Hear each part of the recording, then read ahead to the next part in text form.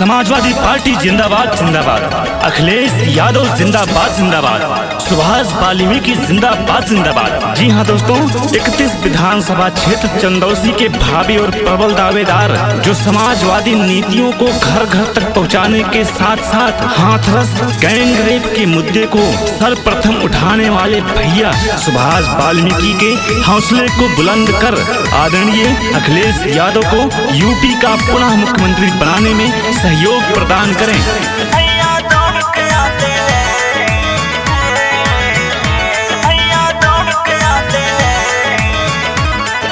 हर पल ये सबकी नीतियों का अलख जगाते हैं,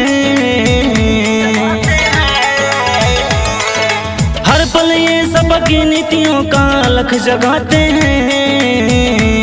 सुख दुख में सबके भैया वाल्मीकि दौड़ के आते हैं, सुख दुख में सबके भैया वाल्मीकि दौड़ के आते हैं, भैया दौड़ के आते हैं।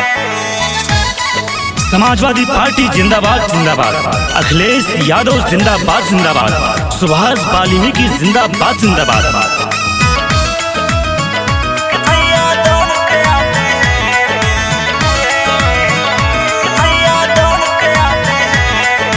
दीन दुखियों की सेवा में तन मन धन लगा दिया है, कट्टर समाजवादी ये सबको दिखा दिया। दीन दुखियों की सेवा में तन मन धन लगा दिया है, कट्टर समाजवादी ये सबको दिखा दिया। स्वर्णिम यूपी का सपना आँखों में बसाते हैं, स्वर्णिम यूपी का सपना आँखों में बसाते हैं।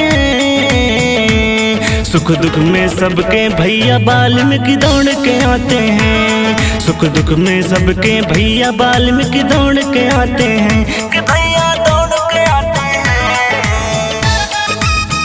समाजवादी पार्टी जिंदाबाद जिंदाबाद, अखिलेश यादव जिंदाबाद जिंदाबाद, सुभाष वाल्मीकि जिंदाबाद जिंदाबाद।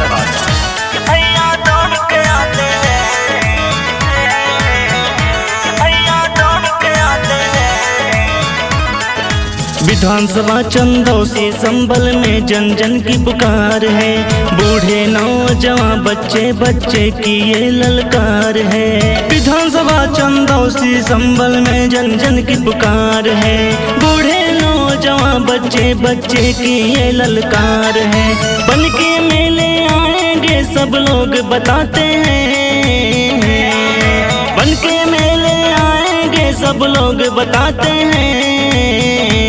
सुख दुख में सबके भैया वाल्मीकि दौड़ के आते हैं, सुख दुख में सबके भैया वाल्मीकि दौड़ के आते हैं, कि भैया दौड़ के आते हैं। समाजवादी पार्टी जिंदाबाद जिंदाबाद, अखिलेश यादव जिंदाबाद जिंदाबाद, सुभाष वाल्मीकि जिंदाबाद जिंदाबाद।